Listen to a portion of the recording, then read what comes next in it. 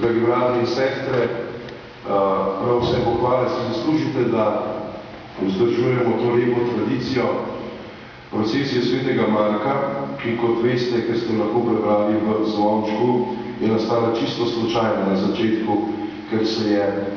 rimska procesija in slavje v čast enemu od rimskih bogov imenovala podobno, kakor Markovo ime. In poslednji so kristjani, ko so Rim pokristjanili, da ne bi ostala ta procesija poganska in ker je bila najbližje evangelistu Marku, njegovemu godu, povzeli to procesijo in jo imenovali Markova procesija. Poznaje pred turškimi upadi dobi Markova procesija še poseben pomen, ko so ljudje se zbirali po vseh križih tistega kraja, ne samo pri enem križu v središču vasi, ampak so se načrtno zbirali pri vseh križih določenega kraja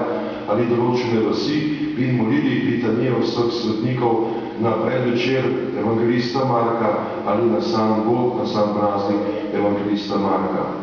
In od tu se ta lepa tradicija in vsebinsko močna procesija nadaljuje tudi do današnjih dni,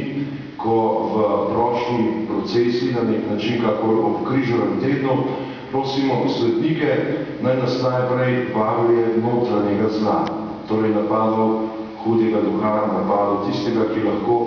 otme dušo, kar je pravzaprav najhujše, kar se lahko človeku zgodi. Potem prosimo za duše v vicah, prosimo za vrhovnega pastirja, se pravi za aktualnega papeža, vedno se v prošnjah prosi za škofa tiste škofije, prosi se za blagoslov in blagostanje ljudi, tistih, ki se udeležijo procesije, v imenu tudi tistih, ki se je ne morejo, prosi se za blagoslov nad polji, nad živalmi, za blagoslov in varnost pred ognjem, pred lakoto, prej še kugo, danes bi rekli pred drugimi težkimi boleznimi. Skratka, Markova procesija je dobila na nek način spokoren značaj,